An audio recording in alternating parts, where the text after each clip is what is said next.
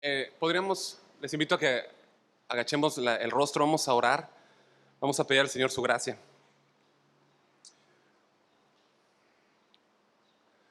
Bendito Dios y Padre Celestial, te damos muchas gracias, Señor, esta mañana. Gracias por reunirnos, Señor.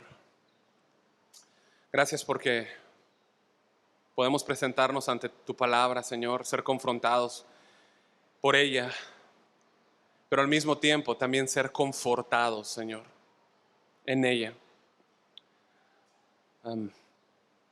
Dios, necesitamos un mayor entendimiento de que ya no vivimos nosotros, sino que tú vives tu vida en nosotros, Dios. Necesitamos tu gracia, Señor, para poder trasladar, Señor, esas emociones para tu gloria, Señor, y entender que todo sirve a tu propósito. Que ya no es mi vida viviéndose, sino que eres tú en mí, Señor. Que fuimos hechos para tu gloria, fuimos llamados para la gloria de tu alabanza, Señor.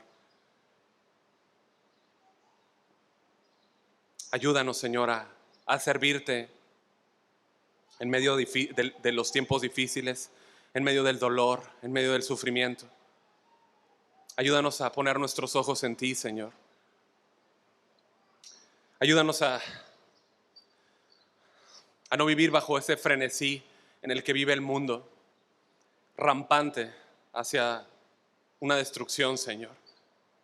Ayúdanos a no ser influenciados por el mundo, Señor, por la forma de pensar del mundo. Y que aún en los tiempos de dolor sepamos manejarlos, Señor. Sepamos ponerlos a tus pies, Señor, y derramar, Señor, nuestro llanto delante de ti, trayendo gloria a ti en los tiempos de dolor. Ayúdanos, Señor, a vivir esos sufrimientos en Cristo, Señor. Te damos gracias, Señor. Gracias porque se nos ha prometido una eternidad y porque sabemos que está delante de nosotros. Muchas gracias, Señor. Gracias.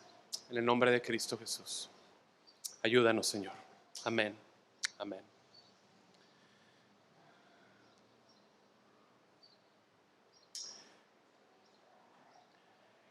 Bien, el tema que hoy quiero hablarles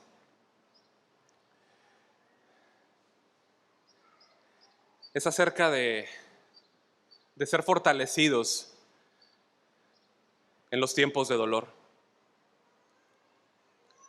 Ser fortalecidos en los tiempos de dolor. Yo recibí un mensaje, la verdad es que ni quise abrirlo, acerca de alguien que fue pues de influencia para mí cuando estaba pequeño, y el día de hoy pues está con el Señor.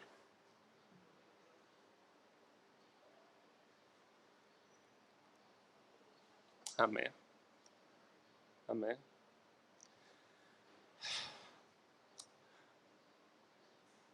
¿Cómo lidiar con los tiempos de dolor? ¿Cómo?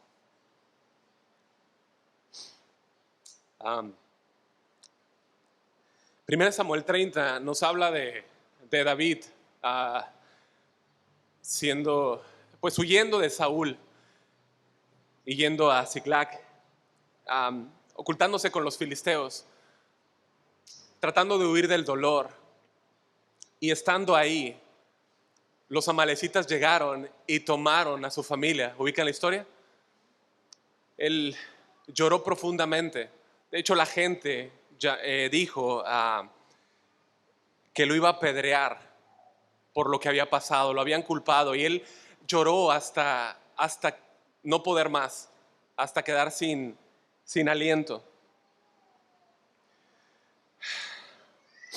Dice 1 Samuel 30, 3 y 4, cuando David y sus hombres llegaron a la ciudad, vieron que había sido quemada y que sus mujeres, sus hijos y sus hijas habían sido llevados cautivos.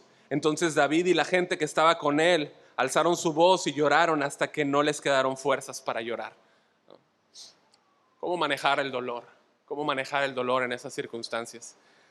Bueno, la Biblia nos dice que David no se apoyó en lo que él pensaba, no se apoyó en declarar positivo, no se apoyó en los años que llevaba conociendo al Señor, no se apoyó en su posición, se apoyó en quién era el Señor, quien es el pronto amparo en nuestras dolencias. Amén. Él es nuestro refugio. Dice la Biblia que Él se fortaleció en Dios. Él se fortaleció en Dios. Y de eso es de lo que quiero hablarles esta mañana, ser fortalecidos en el Señor. Sin lugar a dudas, hermanos, todos nosotros pasamos por dolor. Amén. Todos nosotros pasamos por dolor. Pasamos por circunstancias que producen dolor en nosotros. Pasamos por situaciones que van a llevarnos a las lágrimas. Estamos rodeados de un mundo de dolor. Amén. Estamos rodeados de un mundo que sufre, vecinos que sufren, amigos que sufren, personas a nuestro alrededor que sufren. Todo a nuestro alrededor es llanto y sufrimiento, ¿es cierto? Hay momentos de alegría, obviamente, ¿no? Estamos en un mundo en el cual Dios reina. Dios reina. Él es el rey. Pero es un hecho que atravesamos el sombra de valle de muerte, atravesamos dolor. Cada vez que alguna situación profunda de dolor emerge en nuestro alrededor, hay un sentido de consideración y respeto, ¿no? Ustedes lo acaban de ver. Al momento que yo les hablé, hubo un respeto por el dolor y eso es algo que está en nuestro ser. Encontré un artículo acerca de unos arqueólogos ingleses que se encontraron cavando en la arena en Egipto. El artículo decía de manera textual que ellos hallaron una tumba que había estado sellada durante 4000 años. Ellos la abrieron y dentro de la cubierta exterior hallaron un pequeño ataúd de piedra cincelado con gran delicadeza. Sobre la tapa había escrito el nombre de una niña enterrada en él. Hacía muchos siglos, dos padres desolados habían depositado allí a su única hija.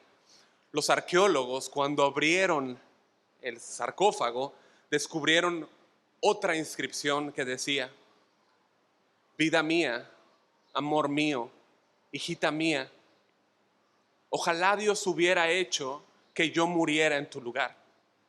Cuando los dos arqueólogos vieron esto, guardaron un respetuoso silencio, intercambiaron una breve mirada y sellaron la tumba otra vez. Estaban tan conmovidos por el dolor del mensaje que encontraron que no pudieron entrometerse en la intimidad de aquellos padres y apenados dejaron ahí su amor, su tristeza en esa pequeña tumba milenaria. El dolor y el sufrimiento, hermanos, son parte del ser humano. Nosotros vivimos en un mundo afectado por la caída. Y desde entonces, el hombre ha tenido que enfrentar las consecuencias de su pecado. El sufrimiento, la violencia, la enfermedad y la muerte.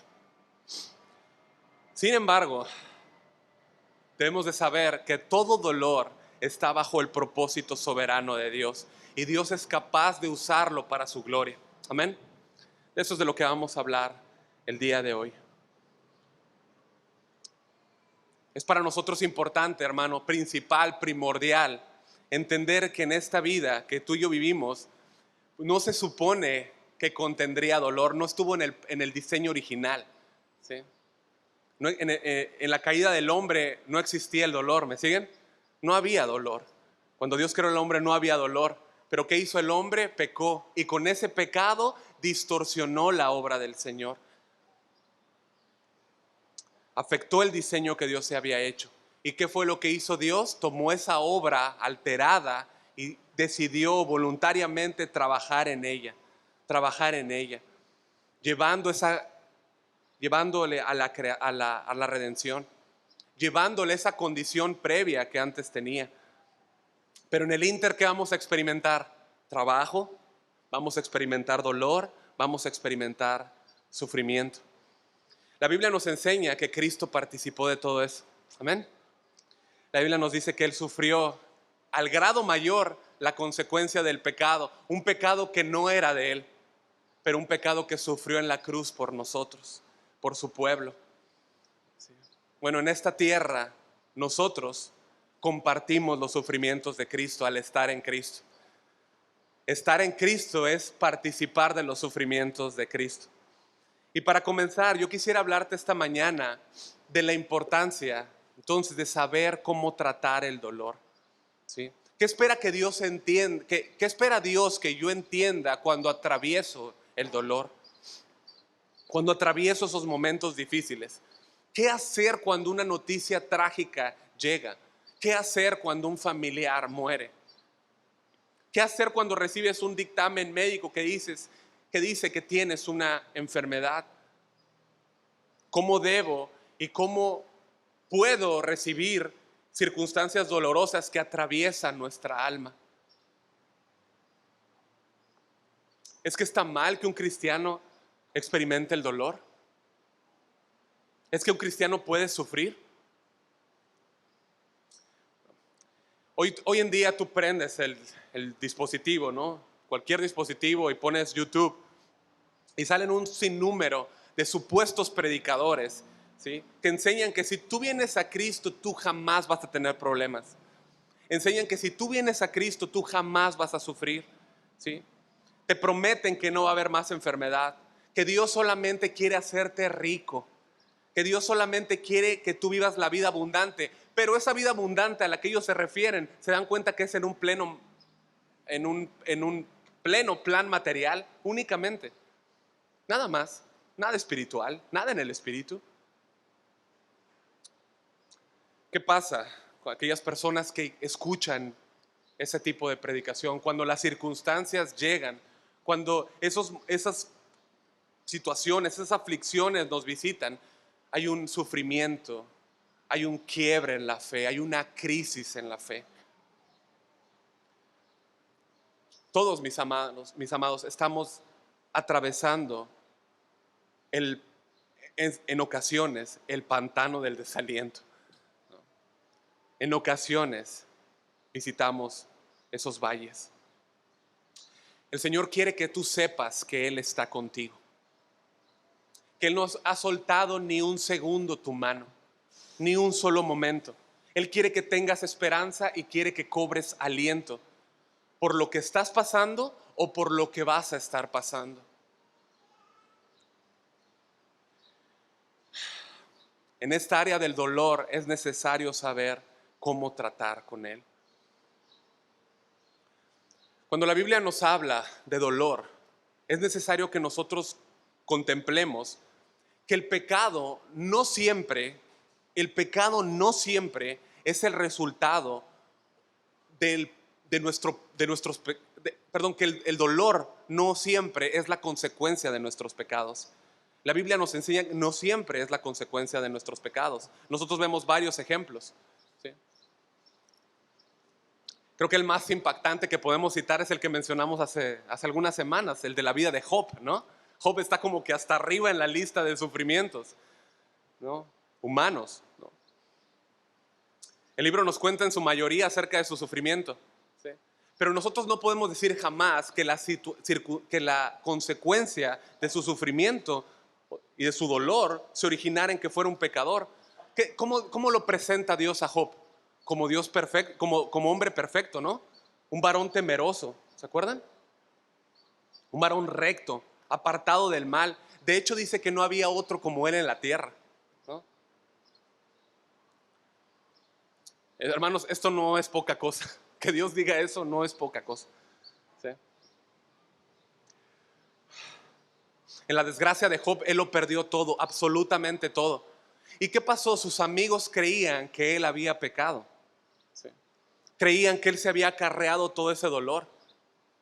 Estando él aún en esa desgracia, ¿sí? Él dijo: aunque él me matare, en él esperaré. Aunque él me matare, en él esperaré. Cuando tú ves el desarrollo del capítulo 13 de Job, tú puedes ver a Job en su miseria, en su dolor, preguntando ¿por qué? ¿Por qué? ¿Por qué?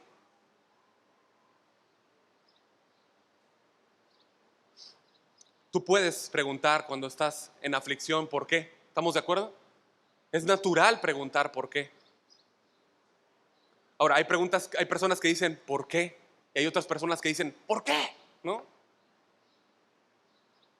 Como recriminándole a Dios el por qué hace las cosas.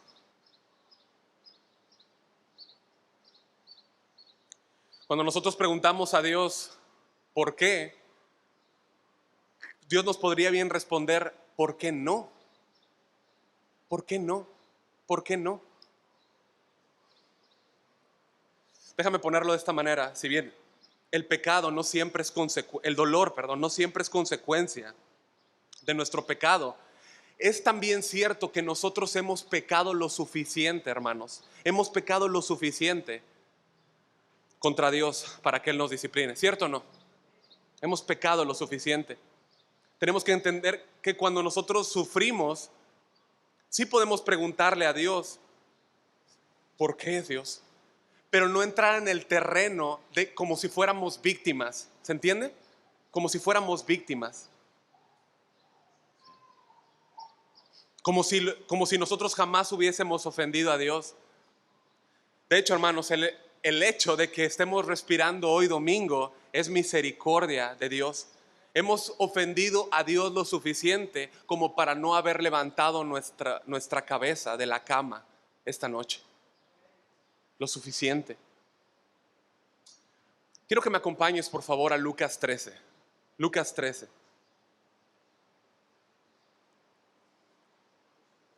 Nosotros en nuestra mente tenemos criterios que chocan con los pensamientos de Dios. Nosotros de alguna manera pensamos que los demás son malos, que los demás pueden recibir consecuencias, pero muchas veces nosotros no nos insertamos dentro de ese grupo. Pensamos que los demás son malos, pero yo no tanto, ¿no? Este es un pensamiento que la gente en el tiempo de Jesús tenía. En Lucas 13:1 dice,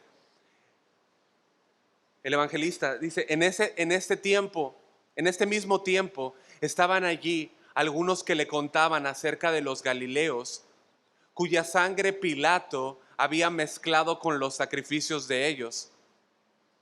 Respondiendo Jesús, les dijo, ¿pensáis que estos galileos, porque padecieron tales cosas, eran más pecadores que todos los gentiles? Os digo, no. Antes, si no os arrepentís, todos pereceréis igualmente. O aquellos 18 sobre los cuales cayó la torre de Siloé y los mató, ¿pensáis que eran más culpables que todos los hombres que habitan en Jerusalén? Os digo, no. Antes, si no os arrepentís, todos pereceréis igualmente. Aquí lo que vemos es una respuesta de la gente ante la tragedia, ¿sí? Ellos consideraban que las muertes repentinas estaban vinculadas a a desagradar a Dios, ¿sí? Y que según el grado de inmoralidad o de pecado que hubieran cometido, la tragedia era acorde a ello. ¿Okay? Ahora, si se dan cuenta, Jesús en ningún momento negó la conexión de juicio con las catástrofes. ¿Se dan cuenta? O sea, no. ¿Sí? Las aflicciones vienen como consecuencia del pecado, pero el punto al que Jesús va directamente es contra la forma de pensar, ¿sí?, de la gente. O sea, cuando Él dice no, Él está yendo en contra, ¿sí?, o rebatiendo, declarando, ¿sí?, que lo que ellos la forma de pensar de ellos es contraria a lo que es la verdad, ¿sí? La gente tenía un sentido como de superioridad moral. Decían, los demás pueden sufrir, pero yo no tanto, ¿sí?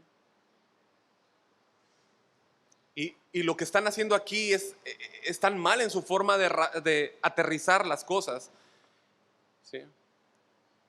Ellos no debían de decir, o sea, ¿por qué es que pasó eso con ellos? La pregunta que ellos debían hacerse es: ¿por qué eso no me pasó a mí? ¿Por qué no morí esta noche en mi dormir, en mi sueño? ¿Por qué no morí en ese momento? ¿Por qué mi sangre no fue mezclada con la de los sacrificios? Porque eso fue lo que pasó en aquel tiempo. Se mezcló la sangre de los galileos con los sacrificios. ¿Por qué esa torre no cayó sobre mí?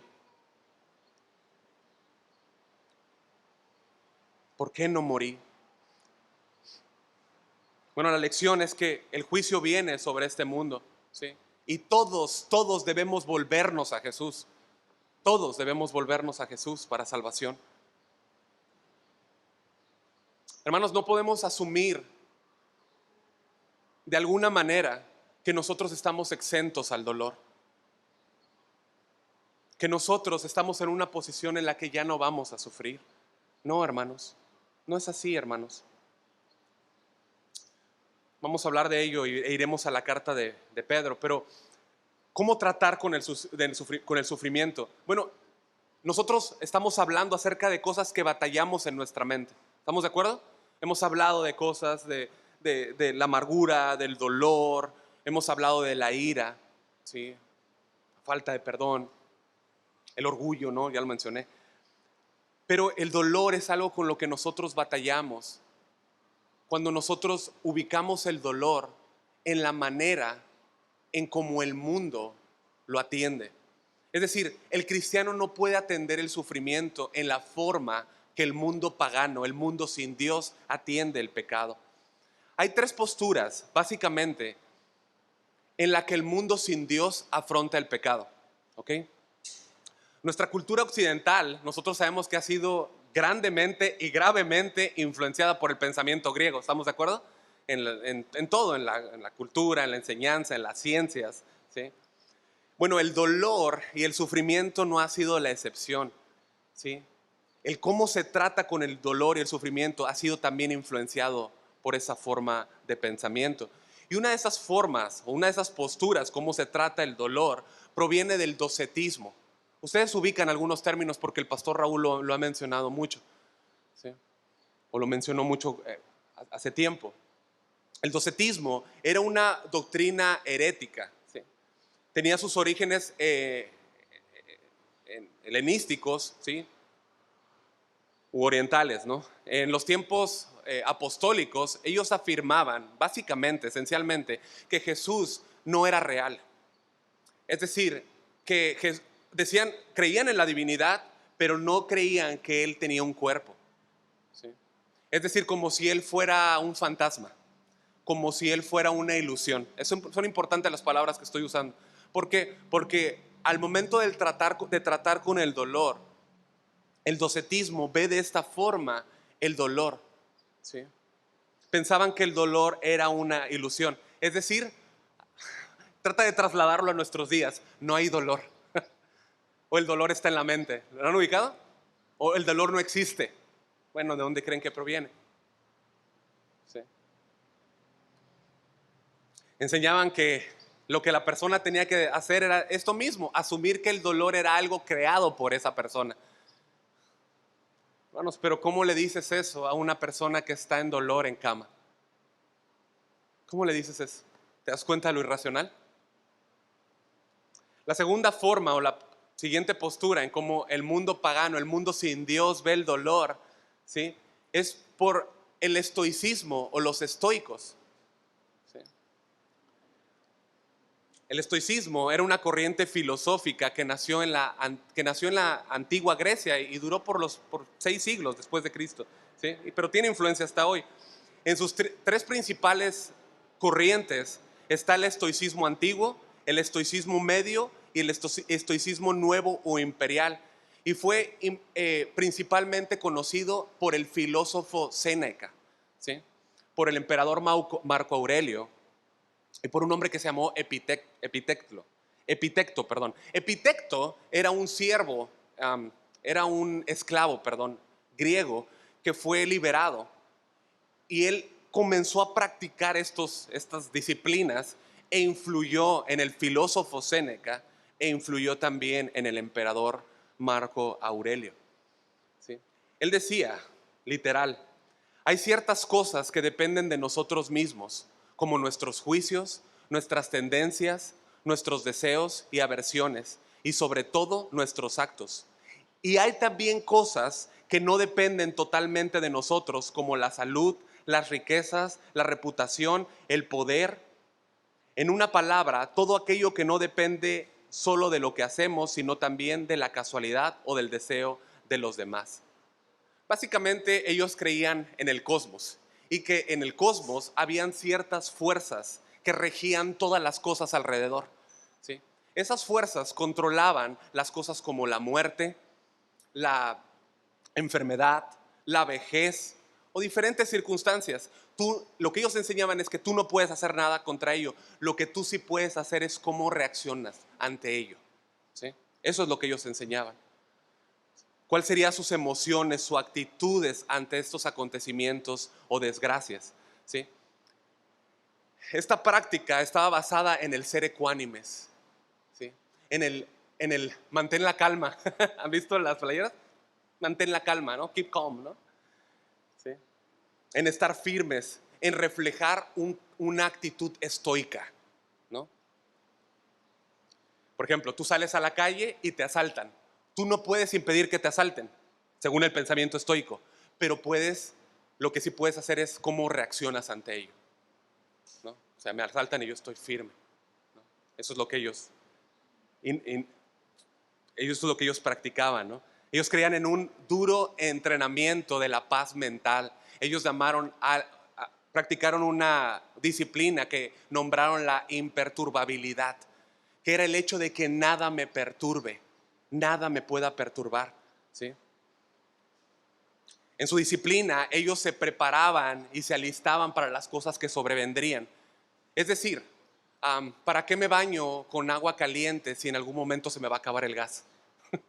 Entonces me voy a bañar con agua fría y voy a practicar eso, para que cuando no tenga gas, no me mueva de mi calm, ¿no? De mi calma, ¿no? De mi, ¿no? Ellos se mentalizaban situaciones como si ya les hubieran sucedido, ¿sí?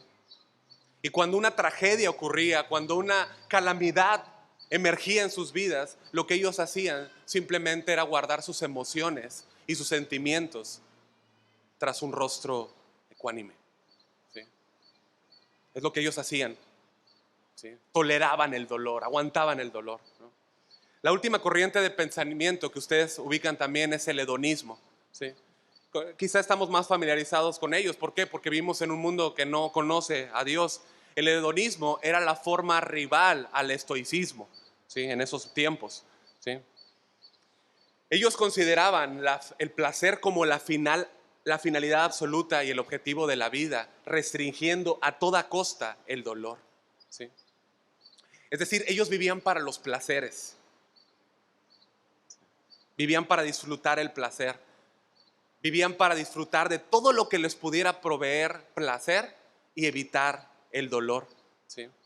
Esta línea de pensamiento se podía separar en dos, ¿sí? Una de ellas eran los cirenaicos y otra eran los epicúreos, ¿sí? Bueno, los cirenaicos, ¿sí? Era un grupo grotesco, era un grupo descarado, ¿sí? Era un grupo que cuando tú pones una película del Imperio Romano, tú ves cómo estaban en sus fiestas, ¿se acuerdan? ¿La han visto? ¿Alguna película? Que están en sus fiestas, exactamente, llevando los bacanales, ¿no? Los bacanales los llevaban en honor al dios Baco, o Dionisio, que era el dios del vino, ¿sí? Se atiborraban de vino, ¿sí?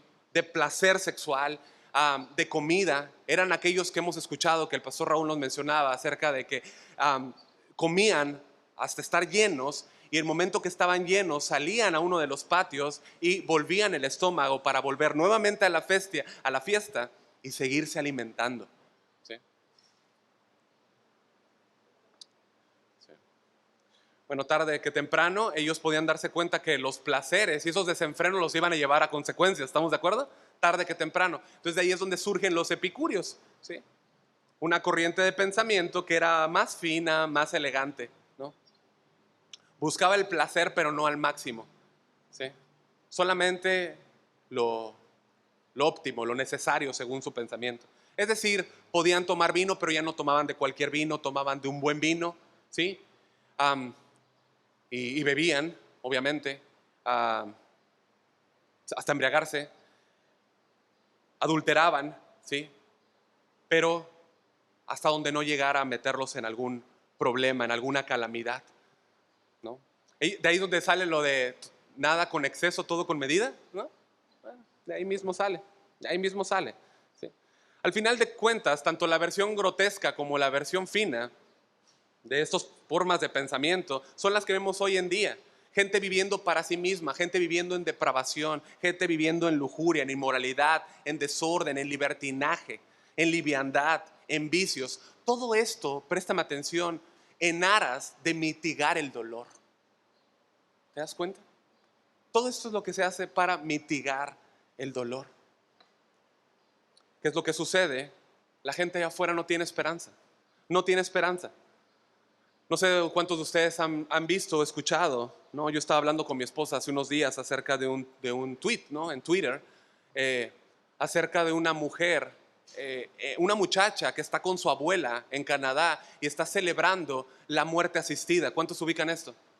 ¿No? O sea, la muerte asistida es aquel beneficio del demonio que ofrece Canadá y otros países para que la persona pueda suicidarse por medio de una inyección o algunos otros métodos, ¿no?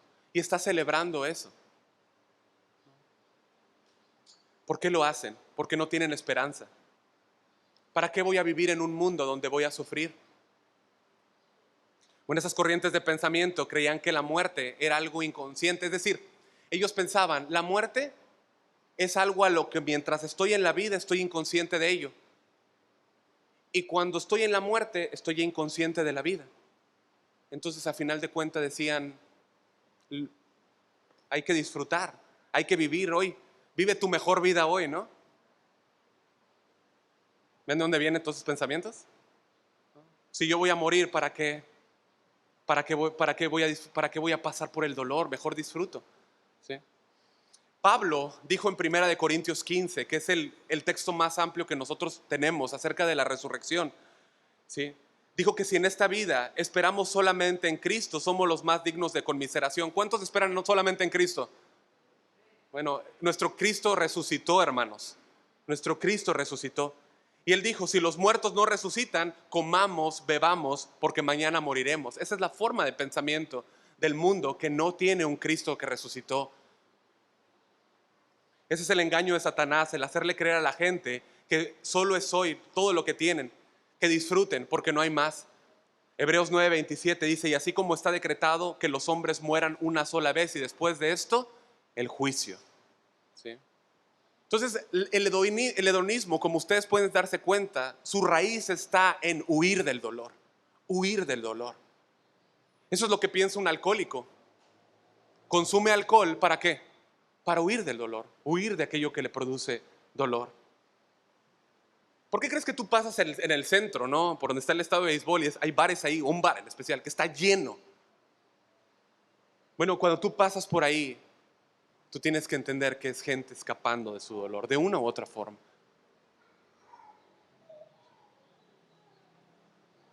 Tratando de escapar de su dolor. Ahora, tú puedes ver que estas son unas formas de pensamiento, ¿no? Cómo trata el mundo con el dolor, ¿sí? El mundo sin Dios. Ahora, ¿cómo es que el cristiano tiene que tratar en tiempos de dolor? ¿Cómo es que el cristiano tiene que tratar en tiempos de dolor? Bueno, el propósito, Dios siempre usa el dolor, hermanos, para sus propósitos. Dios recibe gloria mientras sus santos sufren. Dios recibe gloria mientras sus santos sufren. El puritano Thomas Brooks dijo, así como nuestro mayor bien llega a través de los sufrimientos de Cristo, de tal manera la mayor gloria que Dios tiene de sus santos viene mediante los sufrimientos de ellos. Por favor, vayan conmigo, ahora sí, vamos a la carta de Primera de Pedro 4. Vamos a la primera carta, capítulo 4, versículo 12, por favor.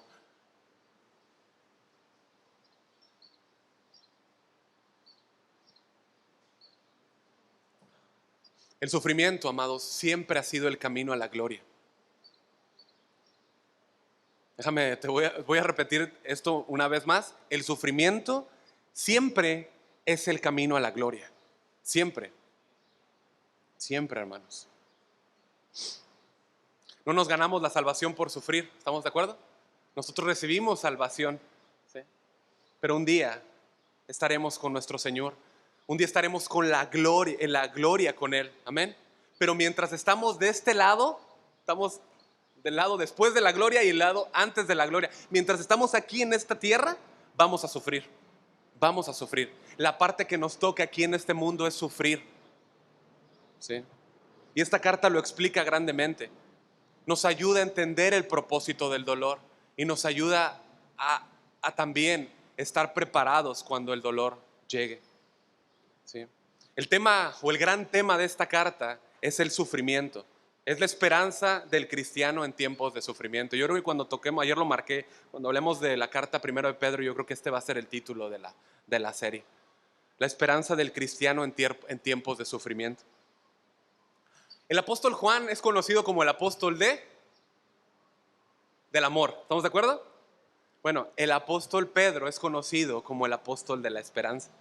Las personas a quienes estaba escribiendo esta carta, el apóstol Pedro, se estaban acercando a lo más recio de la tormenta durante la persecución de Nerón. ¿Sí? Reinó entre el año 64 y 68 después de Cristo. Los hermanos en verdad necesitaban escuchar las palabras reconfortantes del apóstol Pedro. Que detrás del apóstol Pedro son las palabras del Señor Jesús. La persecución de Nerón se había extendido por todo el imperio romano. Muchos estaban sufriendo, estaban en verdad sufriendo muerte por su fe. ¿Sí? Muchos de ellos se habían convertido en mártires, muchos de ellos habían sido expulsados. ¿Sí? Y Pedro les envía esta carta para animarlos, para fortalecerlos en medio de los tiempos de dolor. Lo primero que él les dice en el versículo 12, no vamos a verlos todos, el versículo 12 es: amados, ¿no? Ahí empieza. ¿A quiénes se dirige? Amados. ¿Quiénes son amados? Amados por el Señor. Son creyentes. Está refiriéndose a creyentes, ¿sí? Personas que han sido lavadas por la sangre de Cristo, ¿sí? Pedro continúa: no os sorprendáis del fuego de prueba que os ha sobrevenido como si alguna cosa extraña os aconteciese. Pedro nos dice que no nos sorprendamos cuando algo acontece. No te sorprendas. Pedro le está diciendo: no te sorprendas, ¿sí? No te extrañes. Cuando algo llega a nuestras vidas, muchas veces accionamos o reaccionamos a ellas como si no fuera realidad, primero que nada, ¿sí? Y nos sorprende cuando llega, ¿no?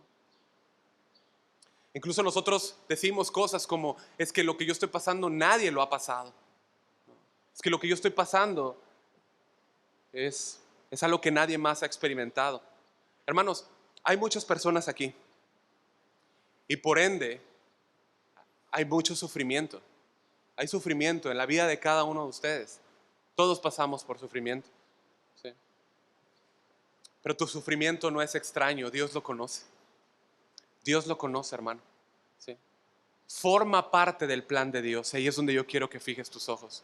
Forma parte del plan de Dios. No debes sorprenderte porque forma parte del plan de Dios, hermano. Mira el versículo 19, por favor. Dice: de modo que los que padecen, ¿según quién? Según la voluntad de Dios, encomienden sus almas al fiel Creador. ¿Ves? Padecemos según la voluntad de Dios. El sufrimiento forma parte de la voluntad de Dios, mi amado hermano. Dios puede usar a Satanás como sufrimiento, ¿estamos de acuerdo? Como sufrimiento nuestro, ¿sí? Él es el instrumento inmediato, pero tú tienes que ver que Dios posee a Satanás. ¿Estamos de acuerdo? O como dice un pastor, es el diablo de Dios. Dios es soberano, Dios lo posee todo. Escucha, si Dios no poseyera todo, no sería Dios. ¿Estamos de acuerdo? Él posee todo. Él es nuestro Dios y Él es dueño de todo. Y en eso puede usar el sufrimiento, como pasó con Job. ¿Se acuerdan? Es necesario entender, hermanos, que Dios tiene todo el poder. Nuestro Dios, al ser soberano, tiene todo el poder para usar el dolor en el cumplimiento de sus propósitos. Y bueno, alguno puede decir, no, yo entiendo al ver esto, bueno, ¿y cuál es el propósito de mi dolor? ¿Cuál es el propósito de mi dolor? Mira el versículo 12 nuevamente, lo voy a leer en la Biblia de las Américas. Dice, no os sorprendáis del fuego de prueba que en medio de vosotros ha venido para probaros. ¿Sí? Ahora ve el versículo 17, por favor. Dice, el versículo 17, porque es tiempo de que el juicio comience por la casa de Dios. Y si primero comienza por nosotros, hace una pregunta, ¿cuál será el final de aquellos que no obedecen al evangelio de Dios? Hermanos, el juicio de Dios abarca a todo el mundo. Abarca a todo el mundo. ¿Sí? La iglesia va a ser pasada por fuego, hermanos. ¿Estamos de acuerdo? La iglesia va a ser pasada por fuego. El mundo allá afuera, si no se arrepiente, va a ser testigo de la ira de Dios. ¿Sí? Pero lo que Dios quiere enseñarnos es que para nosotros los creyentes no hay condenación. ¿Estamos de acuerdo? Eso dice Romanos 8:1. Si alguno está en Cristo, dice que no hay condenación para los que están en Cristo. ¿Sí? Pero lo que Dios quiere enseñarnos es que el fuego de la prueba nos sirve o es utilizado por Dios para probarnos, para purificarnos. Para purificarnos, hermanos. La expresión fuego de la prueba literalmente es fundidos en el horno.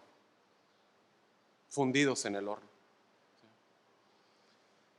Para el creyente, el fuego de la prueba no debe serle algo extraño. No debe ser extraño. Pasas por el fuego de la prueba porque Dios te ama. Pasas por el fuego de la prueba porque Dios quiere purificarte. Él te ama, hermano. Él te ama. Él verdaderamente te ama. ¿Puedes creerlo? ¿Verdaderamente crees que Dios te ama? Bueno, Él usa el sufrimiento cuando Él ve que algo que está ahí en ti o en mí ofende y hace daño. Él lo va a quitar y Él va a purificar y Él va a tratar con ello. Va a pulirnos. Hermanos, también tenemos que entender que, como decíamos, no siempre el sufrimiento es consecuencia del pecado. Nos está preparando para una eternidad. Hermanos, estamos a punto de ver a Dios.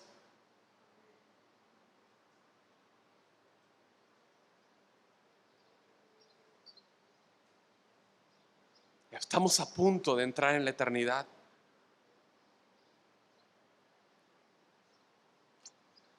Él usa el fuego de la prueba para limpiarnos. Romanos 5:1, no vayas, pero nos habla Pablo de los resultados o los beneficios de la justificación. ¿Estamos de acuerdo? De creer en Él. Justificados pues por la fe tenemos paz. Es decir, al yo tener paz, tengo relación con Dios. ¿Estamos de acuerdo? ¿Sí o no? Tengo acceso a Dios, puedo entrar a su presencia. Antes no podía. Tengo paz para entrar, ¿sí? Somos adoptados, ¿sí? Tenemos paz con Él. Tenemos entrada por fe, esa gracia, nos dice ahí en el versículo 2 de Romanos 5, ¿sí? Pero esa relación con Dios nos ayuda a soportar cuando somos probados. Déjame leerte los siguientes versículos del capítulo 5 de Romanos en la Nueva Traducción Viviente. Dice, también nos alegramos al enfrentar pruebas y dificultades porque sabemos que nos ayudan a desarrollar resistencia. Y la resistencia desarrolla firmeza de carácter. Y el carácter fortalece nuestra esperanza segura de salvación. Y esa esperanza no acabará en desilusión. Eres probado. Tu carácter es desarrollado, eres fortalecido, eres forjado, ¿sí? Y tú te das cuenta que esa esperanza no te deja desilusionado. ¿Por qué? Porque el amor, el Espíritu de Cristo ha sido derramado en nosotros.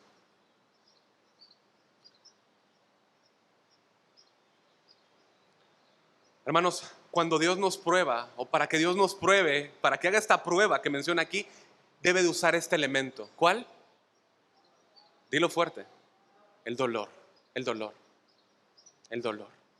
El dolor es necesario. Dios, Dios no usa únicamente el dolor para castigarte. El dolor te purifica. Como dije, te limpia, te santifica, te pule. Dios nos coloca en el crisol. El crisol era un recipiente que se utilizaba en el cual se metían metales como la plata, ¿sí? Y se colocaba a grandes temperaturas para sacar lo sucio, ¿sí? Dios nos pone ahí. ¿Por qué? Porque su plan es que seamos más como Cristo. Él no va a no echar mano de lo que sea necesario, y si tiene que ser dolor, para limpiarnos, para purificarnos, para parecernos más a Cristo. Y eso no debe ser una sorpresa ni para ti ni para mí, como tampoco debía de ser para aquellos que estaban recibiendo esta carta, ¿sí? Muchos de ellos ya estaban pasando el fuego de la prueba, el sufrimiento. El sufrimiento no es algo accidental, es una experiencia normal del cristiano, hermanos. Normal del cristiano. Cristo nos prometió que nos aseguró que íbamos a pasar por ello. En Juan 16:33 dijo, Él está próximo, la cruz está delante. Y Él dijo, estas cosas os he hablado para que en mí tengáis paz. En el mundo tendréis aflicción, pero confiad, yo he vencido al mundo. ¿Qué pasó? Eso se lo dijo a los discípulos porque los discípulos iban a sufrir persecución. Los discípulos iban a ser aborrecidos. Los discípulos iban a ser torturados y muertos, ¿sí? Pero en medio de todo ello, los discípulos debían saber que estaban del lado de Cristo, que estaban del lado ganador, que Cristo estaba en ellos, ¿sí? En Pentecostés el Espíritu Santo vendría con ellos, a ellos, ¿sí? Hermano, Dios te ha colocado junto a otros hermanos que están experimentando dolor. Dios en su misericordia y en su gracia te ha colocado en una familia que también experimenta dolor. La familia cristiana, como una familia normal. Una familia en lo natural experimenta dolor, y cuando uno en lo natural, en lo como debería ser, cuando uno experimenta dolor, la familia se duele. Amén. Bueno, así es en la familia, en Cristo. Pasamos tiempos amargos, pero no estás solo de ninguna manera. No pienses ni por un momento que estás solo. Cristo está con nosotros, amén. Con nosotros. Somos un cuerpo, hermanos. Un cuerpo. Ahora Pedro nos dice algo más, ¿sí? Dice que no solo consideres que vas a atravesar por tiempos difíciles y que es algo normal, pero dice que te alegres cuando pasas por estos tiempos. Mira el versículo 13 de Primera de Pedro 4. Dice, sino gozaos por cuanto sois participantes de los padecimientos de Cristo, para que también en la revelación de su gloria os gocéis con gran alegría. Esto es muy parecido a lo que dice Santiago en su carta. El pastor Santiago les está escribiendo a los hermanos que habían sido llevados fuera, ¿no? Que habían sido de alguna manera expulsados, ¿no? Fuera de Jerusalén, ¿sí? En la diáspora, ¿no? Que habían sido llevados fuera. Y él les escribe porque sabía que estaban pasando en dolor. ¿Y qué les dice Santiago? Hermanos míos, tened por sumo gozo cuando os halléis en diversas pruebas. Hermano, esto es sobrenatural, ¿te das cuenta? O sea, Pedro me está pidiendo que las aflicciones no me agarren de sorpresa. Ok, eso lo puedo entender.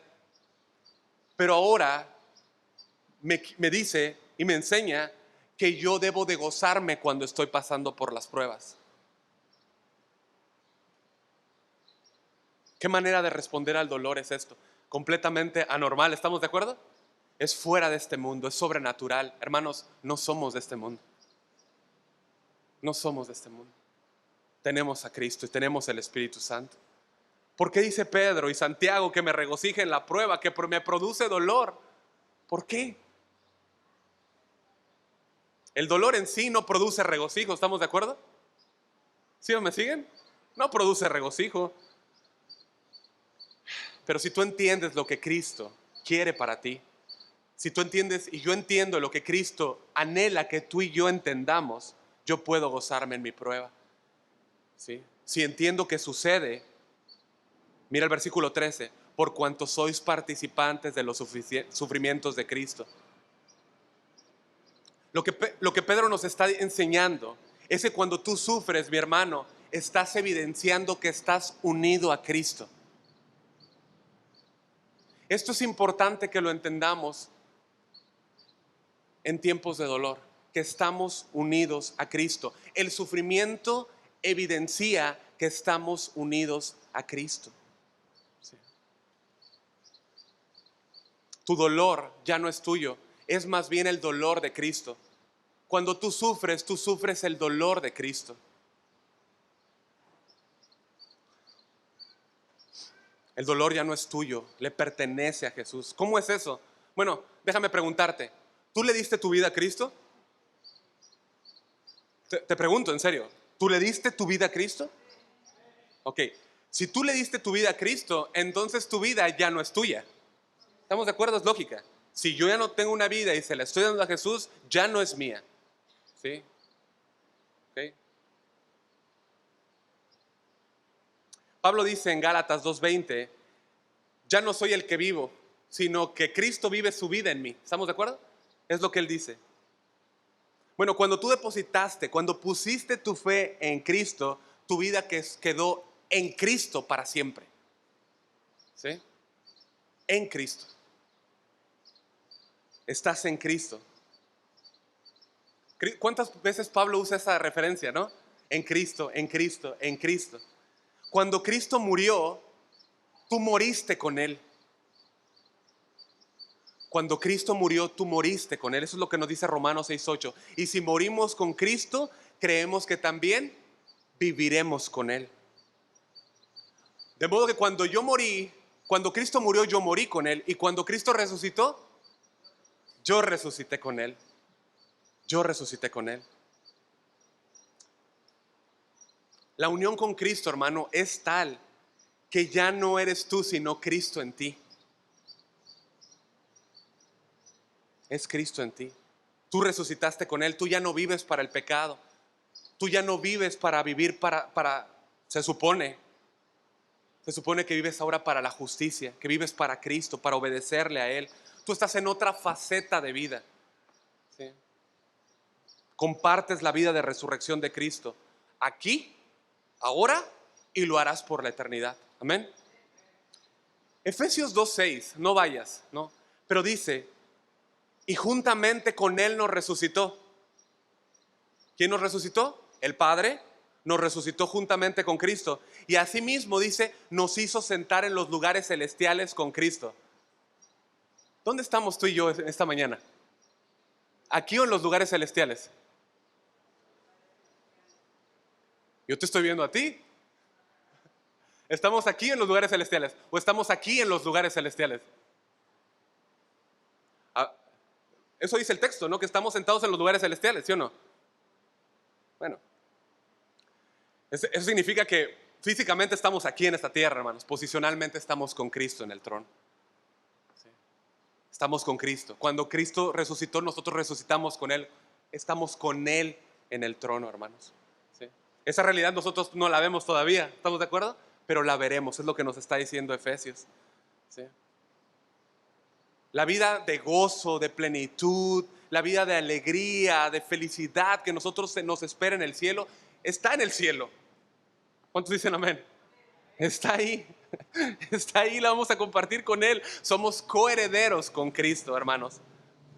Pero mientras estemos aquí en esta tierra, es decir, mientras estamos allá vamos a compartir la gloria y la felicidad y el gozo absoluto, sin ninguna interrupción de dolor. Pero mientras estamos aquí, ¿qué participamos? ¿De qué participamos? De los sufrimientos de Cristo. De los sufrimientos de Cristo. El sufrimiento de Cristo es nuestro. ¿Sí? compartimos sus dolores. Pablo entendía bien esto. Pablo entendía bien esto. Quiero que me acompañes, por favor, a Colosenses 1:24 para que puedas ubicar o reafirmar lo que vamos a decir ahora.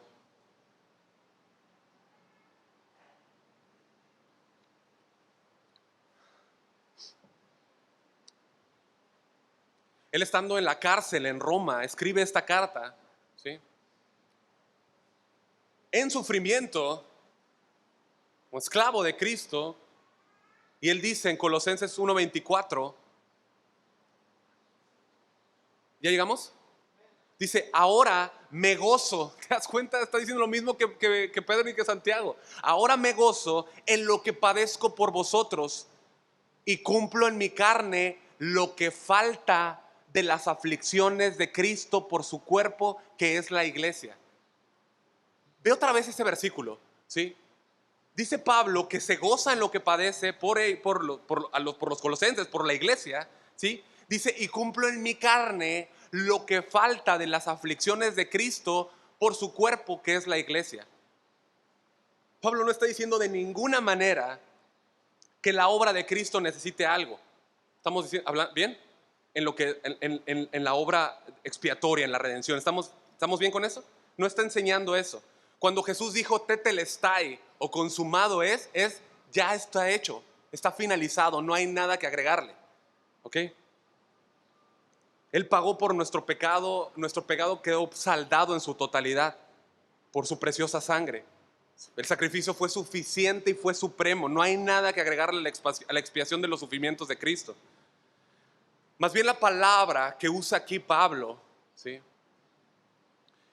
para aflicciones, hace referencia a la aflicción que Jesús atravesó en su ministerio y que no está completa y que Él sigue ministrando, ¿sí?, por medio de su pueblo. Son las aflicciones que Cristo sigue sufriendo en su ministerio a través de su cuerpo. ¿Se entiende? Ok. En otras palabras, nosotros, ¿cómo se nos llama? Somos embajadores. ¿Qué hace un embajador? Un embajador representamos a Cristo, ¿sí? Como representantes de Cristo, Cristo sufre a través de su pueblo, a través de sus representantes, ¿sí? Somos su pueblo, nosotros cumplimos con aquellas aflicciones faltantes de Cristo en su cuerpo, que es la iglesia. Hermano, tú puedes ver esa unión indivisible, indisoluble entre el creyente y la iglesia. Cuando yo paso por dolor, ya no es mi dolor, es Cristo viviendo su dolor en mi cuerpo. Dice el versículo 13, antes bien, en la medida en que compartís los padecimientos de Cristo, regocijaos. Escucha lo que escribió un pastor llamado Joseph Son, ¿sí? Él se opuso a la opresión de los cristianos que ejecutó el presidente Nicolae Ceausescu. Él escribió lo siguiente: esta unión con Cristo es uno de los objetos más preciosos de la vida del cristiano. Significa que no soy un luchador solitario, soy una extensión de Jesucristo. Él dice, cuando fui golpeado en Rumania, Él sufrió en mi cuerpo, no es mi sufrimiento. Yo solamente tuve el honor de compartir el sufrimiento de Él. Eso es lo que nos habla Pablo. ¿Sí? Así que regocíjate, hermano, el sufrimiento que padeces ya no es tuyo, es de Cristo. Lo compartes de Él porque estás unido a Él. Ahora el desafío para ti y para mí, ¿sí?, porque quizá nosotros no sufrimos como Joseph Son, ¿no?, una golpiza de este tamaño, ¿no? Pero es entregarle la vida, hermanos. Es decir, mi vida ya es de Él, se supone, pero significa que el vehículo en el cual me conduzco debe de ser puesto a la disposición de Dios. Es donde yo agarro las llaves de mi vida y le digo, Señor, maneja. Vive tu vida en mí. Vive tu vida en mí. Ya no vivo yo, mas vive Cristo en mí. Es lo que dice Pablo. Hay algo más en el mismo versículo 13. Lo leo completo. Antes bien, en la medida en que compartís los padecimientos de Cristo, regocijaos, para que también en la revelación de su gloria os regocijéis con gran alegría. O sea, Pedro nos está llevando a entender algo más, y es que el gozo que hoy vivo en mi sufrimiento es un preludio de la gloria que voy a ver cuando Cristo se manifieste. El gozo que hoy tengo al compartir esos sufrimientos anuncian el gozo que yo tendré allá, hermano.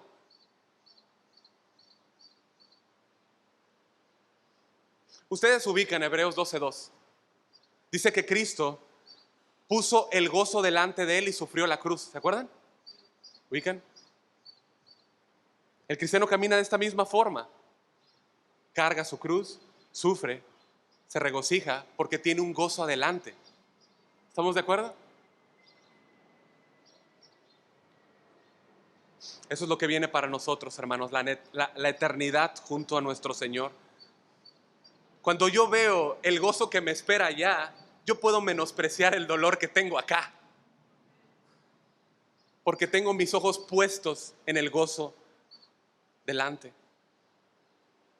El dolor es algo que alcanza a todos los hijos de Dios, ¿sí?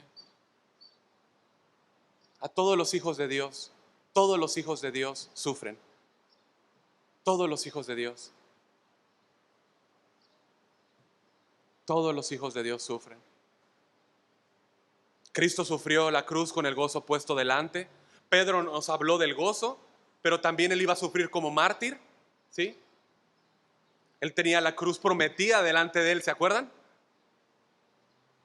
De acuerdo con la tradición, Pedro murió crucificado. No, al revés. Él sufrió la cruz y él tenía puesto el gozo delante. Él sufrió al ver a su esposa morir antes que él, siendo torturada, y haber dicho que creyera en Cristo. Puesto su gozo delante. David vimos que sufrió y se fortaleció en el Señor. Tú también debes sufrir por Cristo, hermano, y debes gozarte por ello. La palabra del Señor te acaba de describir el gozo que tendrás en la revelación de su gloria cuando Él venga. Las lágrimas que ahora ves correr por tus ojos, que son derramadas, van a ser secadas por la misma mano del Señor, hermano. Apocalipsis 21:4 dice: Él enjugará toda lágrima de sus ojos, y ya no habrá muerte, ni más duelo, ni clamor, ni dolor, porque las cosas primeras han pasado. Yo no puedo esperar a ver la sonrisa que vas a poner de oreja a oreja cuando veas al Señor Jesús venir por ti.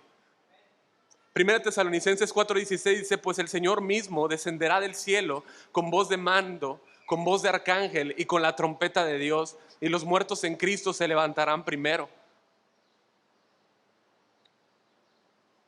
Hermanos, ningún apóstol sufrió tanto como el apóstol Pablo por la predicación del evangelio, por amor a Cristo y amor a los escogidos. Según de Corintios 11 nos cuenta de sus trabajos, de sus azotes sin número, de sus cárceles, de sus peligros de muerte, de haber sido azotado 3 veces, azotado, 39, con 39 azotes por los judíos, haber sido azotado con varas, haber sido apedreado en Listra, lo vimos hace poco, sufrir naufragios, peligros, ladrones, peligros de su propio pueblo, peligros en ciudades, peligros en el desierto, peligros en el mar, trabajos, fatigas, noches de desvelo, hambre, sed, a menudo sin comida, en frío, sin tener ropa suficiente, y la preocupación por las iglesias. Hermanos, Pablo sufrió grandemente. ¿Crees que todo esto que él sufrió no era algo profundamente doloroso? Pero Pablo sabía que los hijos de Dios sufren. Romanos 8:17 dice: y si somos hijos, somos también herederos, herederos de Dios y coherederos con Cristo, si en verdad padecemos con Él, a fin de que también seamos glorificados. Hermanos, primero es el sufrimiento y luego la gloria. Nuestra unión con Cristo, hermanos, es absoluta. Lo mismo que pasó Cristo fue primero la cruz y después la gloria. ¿Estamos de acuerdo? El creyente sufre en primero y después entrará en gloria. Escucha, el sufrimiento que hoy tienes no se compara con la gloria que viene. Escucha el mismo apóstol Pablo, Romanos 8:18. Pues considero que los sufrimientos de este tiempo presente no son dignos de ser comparados con la gloria que nos ha de ser revelada. La tristeza que hoy puedas experimentar es temporal. La tristeza que hoy puedas estar experimentando es temporal. El mayor sufrimiento que tú puedas estar atravesando no se compara con la gloria venidera. Nuestro sufrimiento es esa vía hacia la gloria. Un hijo de Dios va a sufrir. Primera de Pedro 4:16 lo dice. Si padeces como cristiano, no te avergüences. Lleva el nombre de Cristo. Representa todo lo que es el nombre de Cristo.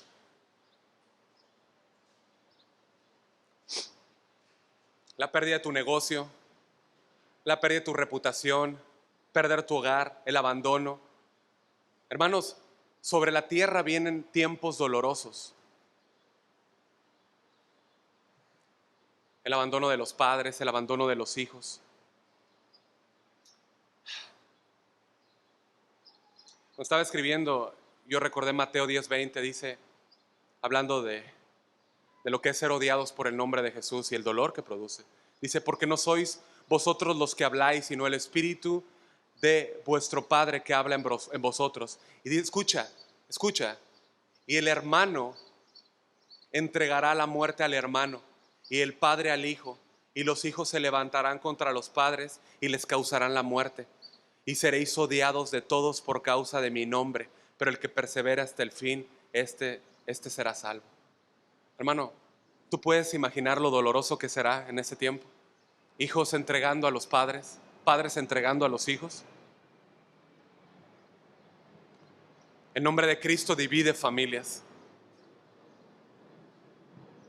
Hermanos, el fuego de la prueba divide y el fuego de la prueba viene pronto sobre la iglesia. No sabemos cuándo, pero su iglesia debe estar preparada para sufrir. Hermanos, necesitamos estar preparados para sufrir.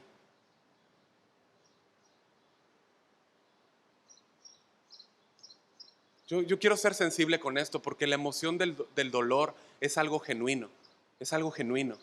El quebrantarse por una circunstancia es genuina. ¿Sí? Yo tengo que tener cuidado que el dolor no se torne en amargura o en autocompasión. ¿Estamos de acuerdo? Pero el dolor es genuino. El dolor es permitido. El dolor, la Biblia nos habla del dolor. Jesús cuando vio a Lázaro, aunque sabía que lo iba a resucitar, él se dolió y lloró. El dolor es permitido. El cristiano debe llorar. Dice Romanos 12:5, gozaos con los que se gozan y llorad con los que lloran. Hermanos, el mayor ejemplo de dolor lo tenemos en Cristo. Cuando se habló de él en Isaías 53, varón de dolores experimentado en quebranto. No hay pecado en sufrir.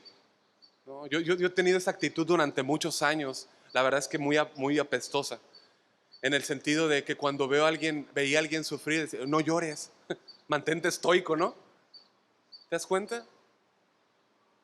Mantente firme, sé fuerte, ¿no? Hermanos, el dolor es algo que el cristiano experimenta. Yo ya me arrepentí, ¿no? Ya me arrepentí. El cristiano debe dolerse con el que se duele. Hay tiempo, hay lugar para el quebranto. Ahora, eso no quiere decir que salgas a la calle con un cartel que te diga, estoy buscando el dolor, ¿verdad? No hacemos eso, el dolor duele. Sí, el dolor duele. El dolor es profundo. No hay ninguna alegría en saber que hay una enfermedad, no hay ninguna alegría en saber que alguien partió con el Señor, en el sentido de que hay alegría porque está con el Señor. Fíjense, hace un tiempo me tocó ir a un velorio, ¿no? Velorio. Es que yo no sé si decir velorio porque ese fue un tiempo de fiesta, Me tocó ir fuimos al velorio, sí, de una hermana muy amada en Monterrey. Y yo no te puedo describir la felicidad en ese lugar, hermano. Hermano, ese lugar no parecía velorio. Hermano, habían risas en ese lugar. En serio, habían risas en ese lugar. Había alegría en ese lugar. Estábamos comiendo conchas y chocolate y alegrándonos, tristes porque la hermana ya no estaba aquí, pero alegres porque ya estaba con el Señor.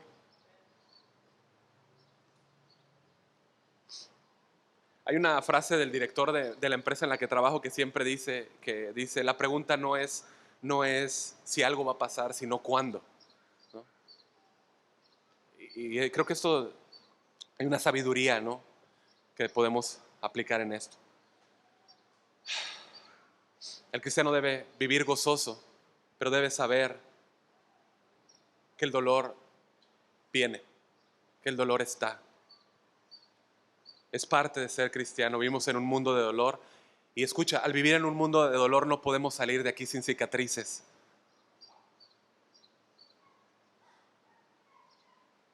El dolor puede venir porque Dios nos está corrigiendo, nos está disciplinando. Ya estoy terminando, pero en el Antiguo Testamento Miriam fue disciplinada, ¿se acuerdan? Por la esposa de Moisés. Porque por hablar en contra de la esposa de Moisés, ¿no? En el sentido de que era cusita, ¿se acuerdan? Y por envidia, ¿no? Por celos. Y Dios la castigó con lepra para llevarla a un arrepentimiento. Job, varón perfecto, temeroso, sufrió. ¿Sí? No podemos decir cuándo no nos corresponde a nosotros, hermanos, cuándo es por alguien más. Pero sí debemos de meditar cómo están nuestros caminos. ¿Sí? Yo quiero pedir algo a Samuel, ¿me ayudas, por favor? No, bueno, sí, bien. Trino, ¿estás por aquí? Gracias. Es la costumbre. Hermano, Job durante todo su dolor, bueno, ahí quédate sentado, pero Job durante todo su dolor estuvo haciéndole preguntas a Dios y Dios no le respondió. No le respondió.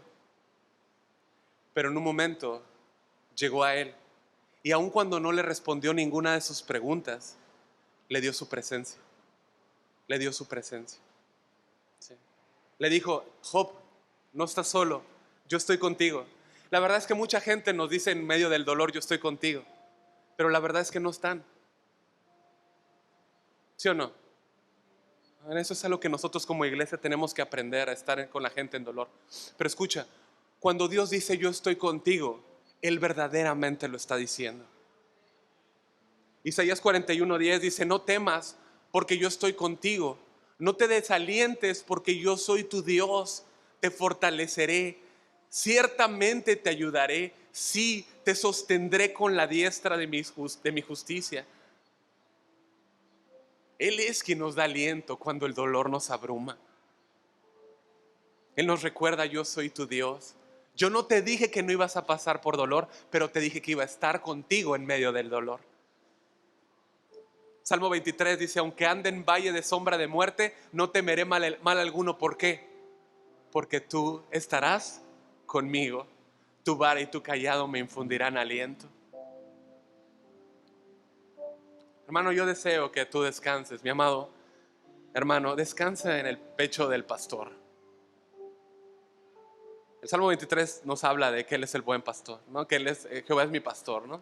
Juan 10. Eres oveja suya y Él sabe tu dolor. Él sabe tu dolor.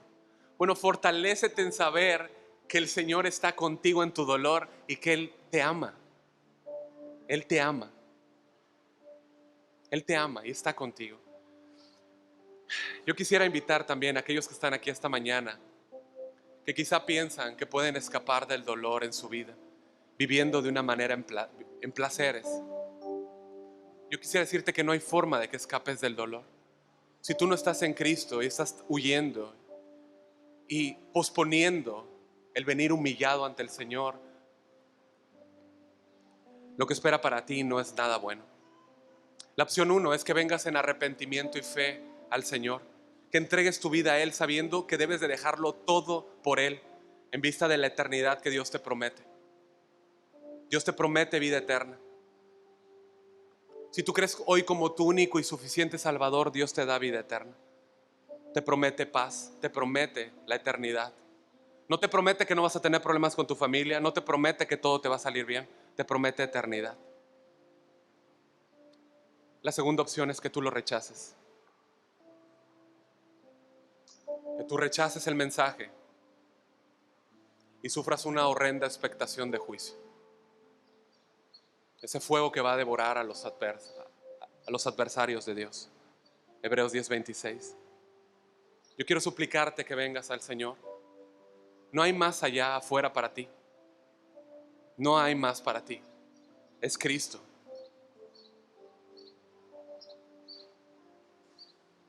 Si tú piensas que puedes escapar del dolor, huyendo de Cristo y escapando del dolor, te vas a encontrar con Él. Cuando el Señor aparezca, para algunos va a ser el día más hermoso, más bello, más soleado, más precioso.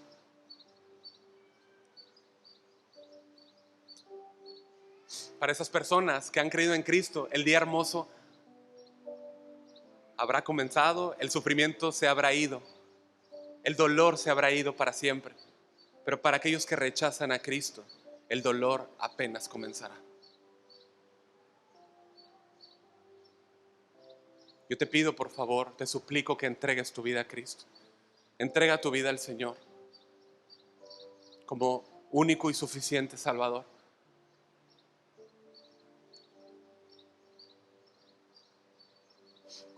Este es el tiempo de misericordia, de gracia para ti. Iglesia, tenemos una promesa de que Él enjugará toda lágrima de nuestros ojos. Después de que ya no hayan más nubes densas, ni nubes oscuras, ni nubes grises, veremos el sol de justicia. Veremos a Cristo y se habrá ido todo dolor. Mientras tanto, gocémonos de este lado de la gloria en mostrar a nuestro Señor Jesús a un mundo que no le conoce, en medio de nuestro sufrimiento, en medio de nuestro dolor. Y regocijémonos de esa unidad que tenemos con Cristo para siempre. Amén. Inclinemos el rostro, iglesia.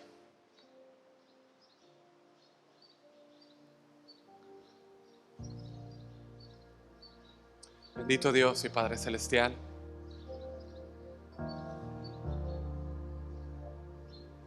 Nuestra vida está en ti, Señor. Somos tuyos, te pertenecemos, Señor. Nuestro dolor, Señor, no es nuestro, es tuyo. Compartimos nosotros tus sufrimientos. De hecho, son tuyos, Señor, y nos has hecho participantes de ellos. A veces tendemos a tomar todo como nuestro. Mi dolor, cuando ahora entiendo que es tu dolor.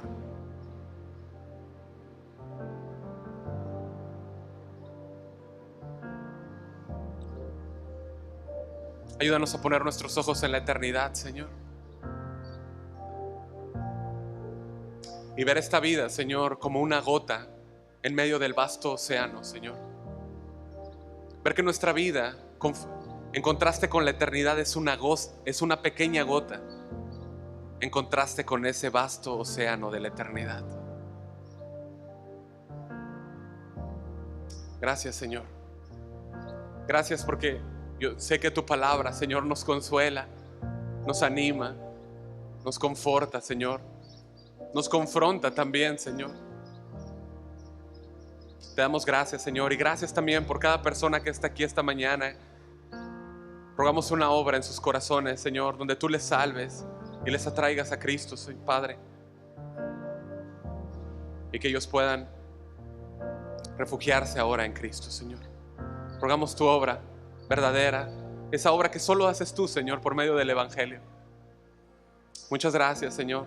Te damos toda la gloria a ti, la honra. Te damos gracias por tu palabra, Señor. Por favor, lleva con bien a todos esta mañana, sus hogares, Señor, a las familias, Señor, y que tu palabra quede incrustada en los corazones. Muchas gracias. Que a ti sea la honra y la gloria por siempre. En el nombre de Cristo Jesús. Su iglesia dice, amén. Amén. Estamos despedidos, hermanos. Dios les bendiga. A todos tengan un precioso domingo. Disfrútenlo. Pásenlo juntos.